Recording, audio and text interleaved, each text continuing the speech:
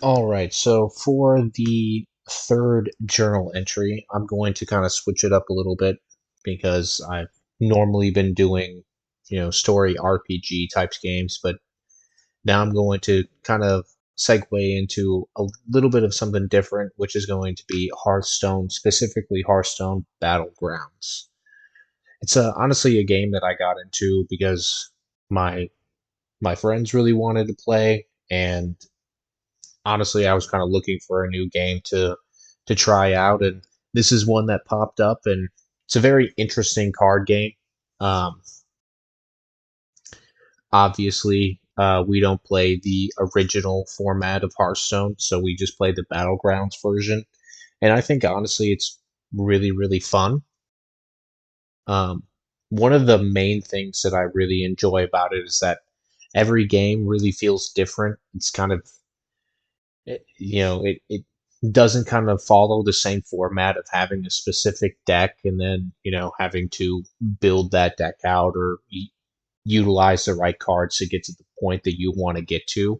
This is more about strategy to figure out what cards do you need to get from the tavern at the right time, and building some sort of deck out of the buying mechanic of the cards.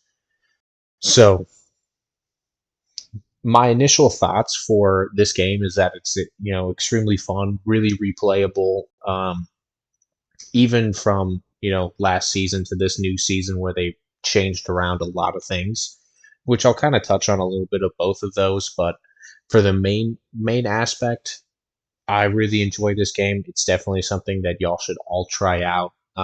It takes a little bit to kind of get yourself situated with everything and kind of understand where or how you're going to be building this deck. So it's it's definitely a kind of a puzzle, but also at the same time it feels like you're always kind of doing something and you're always trying to make your deck better and ultimately win.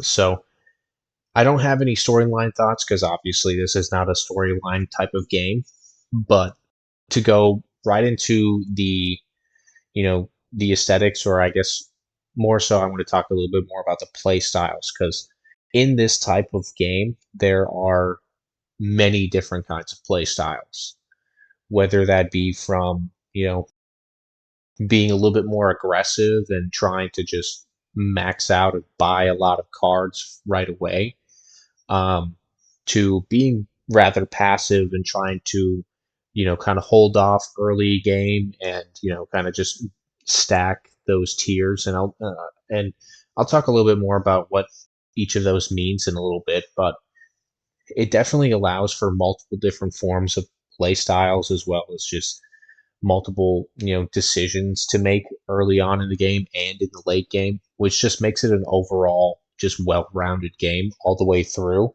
It almost feels like even when you're not doing well in the early game, you can still come back and win.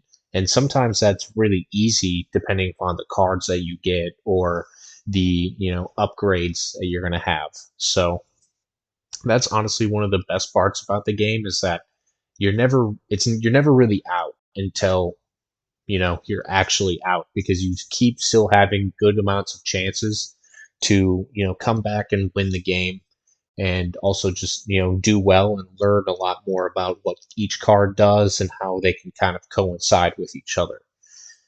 So to kind of move on, I just one of the things that I love the most about this game is just the way that they have like this tavern set up. So the tavern is basically like a whole, you know, listing of cards, and it's only a certain number of them. And as you get gold each round before each battle phase, it increases by one. It starts off with three, and then it increases up until you get to 10. And then for the rest of the rounds, it's just going to be 10. So there's a lot of making sure that you're strategizing how well you're going to be using those gold coins because each minion is going to cost three.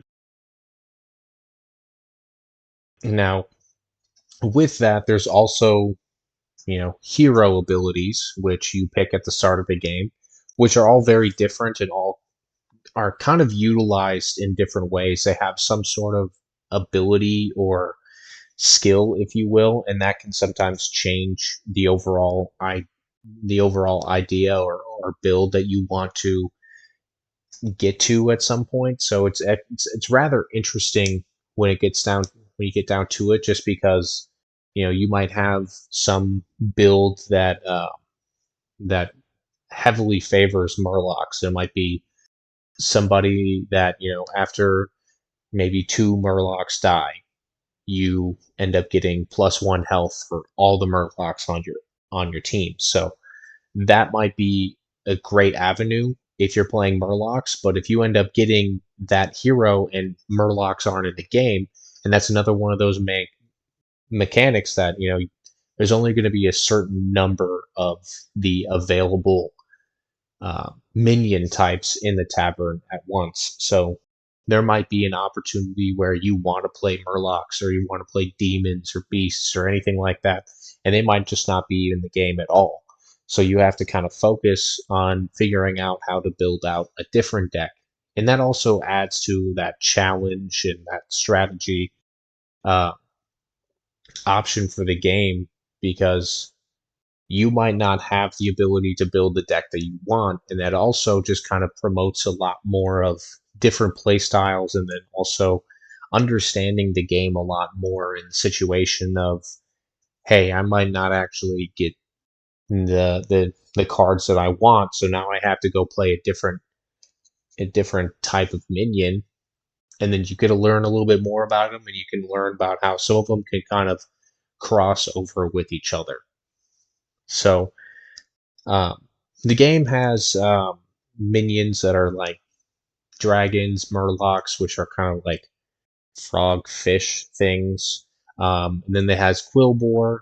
Um, there's like just basically tavern ones, so those are basically just not in a specific kind of grouping. Then they have Naga, Elemental, Mechs. Um, if I already said it, sorry, I apologize, but demons, and then um, pirates or undead as well. So there are quite a few different minion types, and again, they're not all in the game, so you have to understand which ones are going to be available.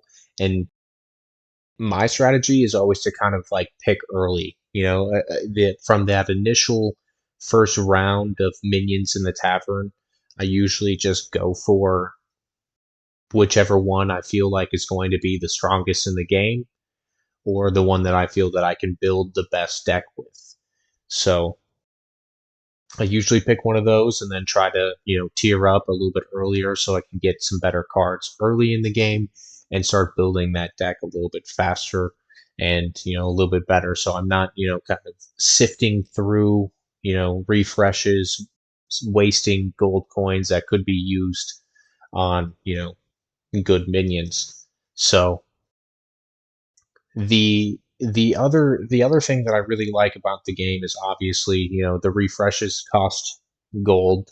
Sometimes you can get a specific minion that makes the refreshes cost nothing, which is very nice. Some other times it will cost health points, and that's really only good if you have a demon build, or if you're just feeling like you got a really good build anyway.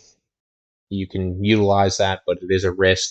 There also could be a reward out of it, but I would say it's a very, very big risk. So moving on from that, I,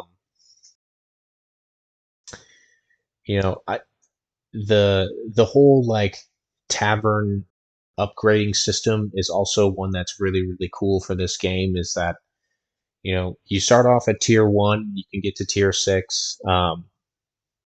I will touch on what it used to be like and then how it is now in a little bit, but you start at tier 1, try to get to tier 6, because tier 6 obviously is going to have the most prominent and best minions possible. So you want to have those in your hand or on the field when it comes to the actual battle phase. And I think it's really interesting because those will start at usually a higher amount of gold than what you're going to get. So, like in the first one, in the first after the first battle, um, upgrading the tavern goes from 5 to 4 into the second round, and that's when you go from having 3 gold to 4 gold.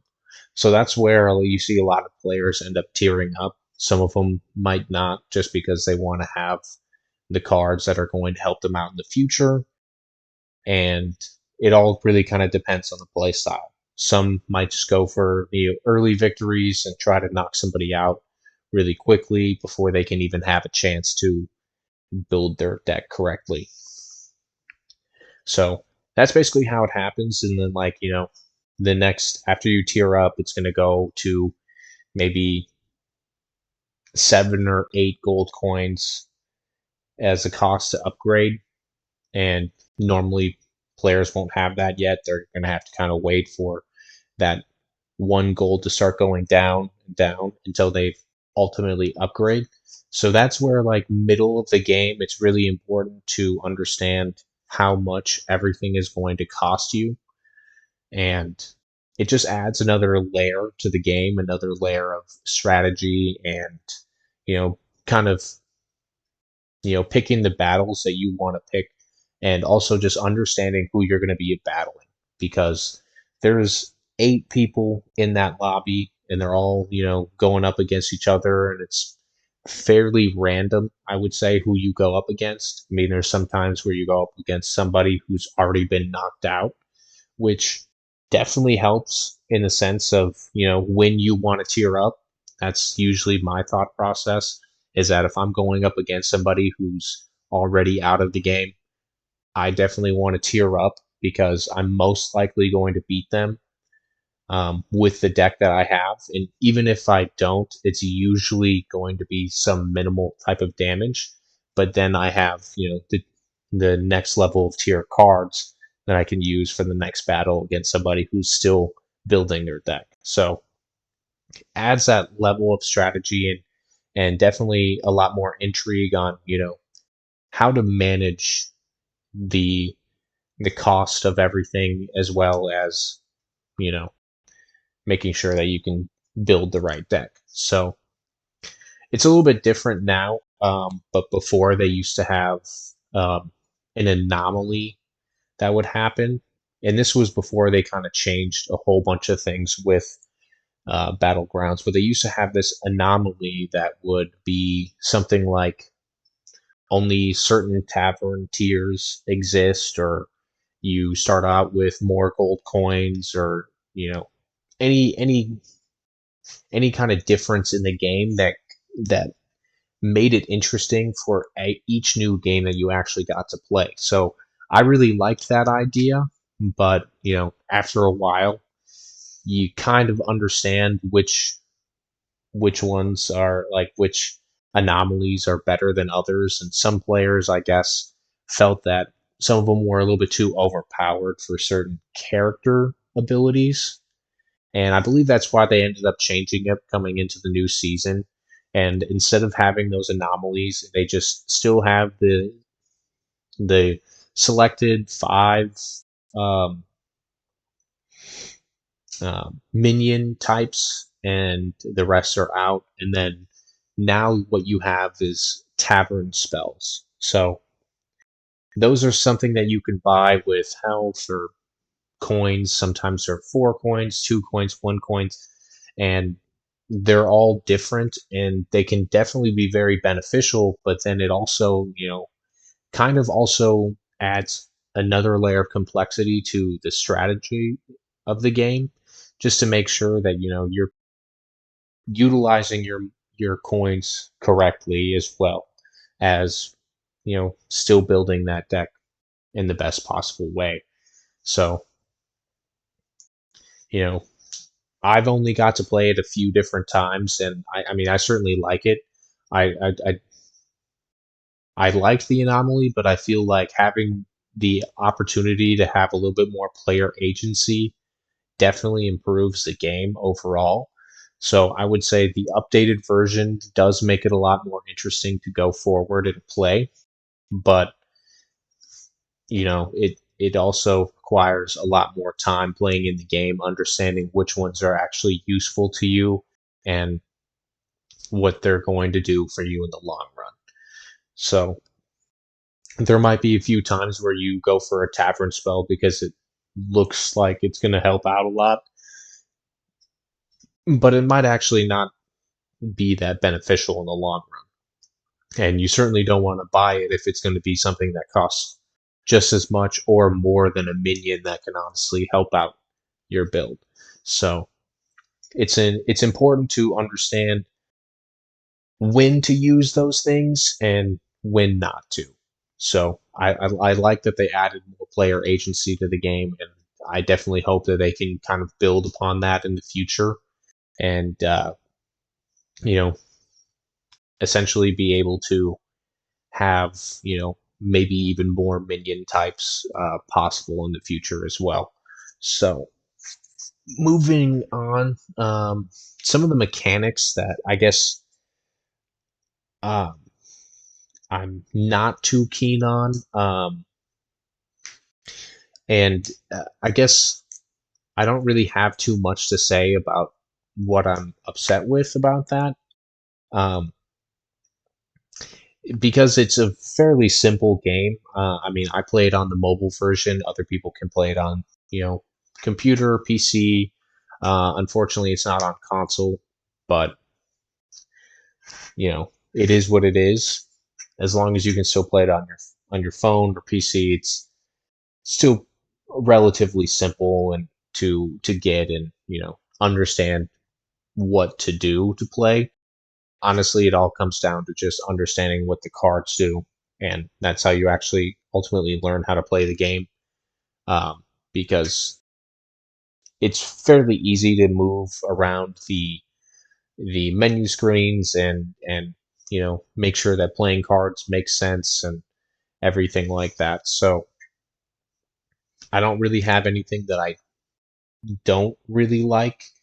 Um, I would say maybe in some certain situations, I wish the timer countdown. So each time that you're in the buying phase or the tavern phase has a timer, and there's times where you get into the middle part of the game where you don't really have that much to do, and you have the things that you want and you kind of like already spent all your gold and you're not really going to move from there and you still have 45 seconds to wait. Now I understand the sentiment of being able to have that time to either sell some minions or do something else with it, but I would say there are some certain times where it does feel overly long and kind of drawn out, and it doesn't necessarily mean that I'm losing interest, but it certainly makes the time to play a little bit longer. And then you're kind of just sitting there waiting for something to happen. And also, there's quite a few cards that have like certain kinds of abilities that force players card to attack them first, and I mean I really like that. I really like that they had certain like differences in how the cards attacked, like maybe and like, well, there's a divine shield which protects you against all incoming damage but still gives damage to the opposing card, so that's always an interesting thing. um, as well as some of them have the ability to be reborn, so they will actually come back. Not always at the same stats that I had before, but it does, keep a lot more cards on the field, as well as then also having a trait called Venomous, which basically just destroys a minion that touches it. So I mean I like it, but I feel like they could have done a lot more and bring more options into the game other than just having those few. Um, because in certain situations it does feel very overpowered with the venomous thing, because then you can basically, if you have the possibility to get a certain thing that has venomous that can transfer it to other characters on your team, it basically just ends up being an easy win, because even if they take out that one card that has a low health and low attack, doesn't matter how high your health and attack is, that minion's going to be dead.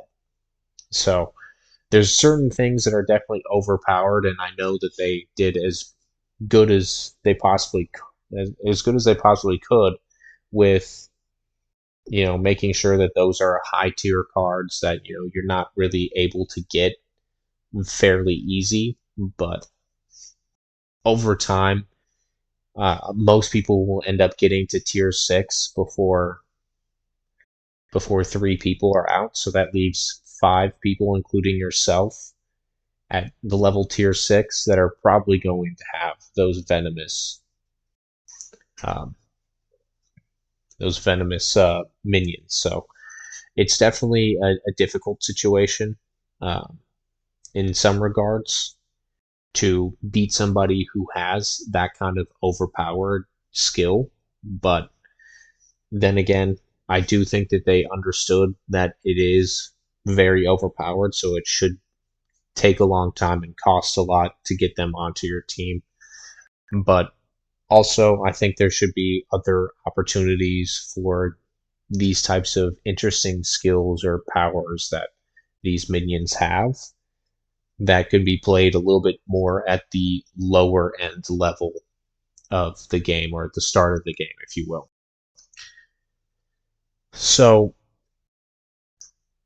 going a little bit further into um, the idea of this game and ideas that I would definitely use for a game like this. Now, I don't normally play a ton of card games. I mean, I played Pokemon a long time ago. I played Yu-Gi-Oh with my friends, and um, you know, this type of game was definitely a lot more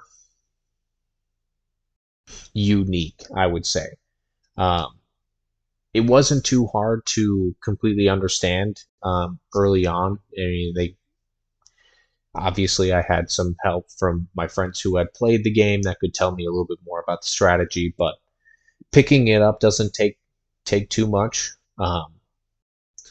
But the ideas that I would use for the future is, having a bunch of different classes of cards and then splitting those classes up randomly for each game. I think that is probably one of the greatest parts about this game, is that you have the ability to play a build that